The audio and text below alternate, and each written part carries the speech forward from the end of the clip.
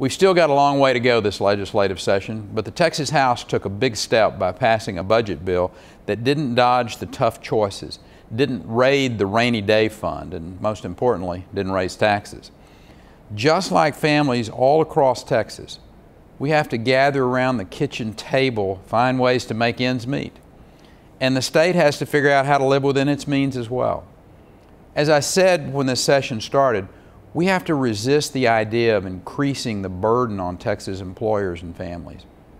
They've already given far too much during the national recession. And we have to remember that raising taxes is the fastest way to put the brakes on any recovery.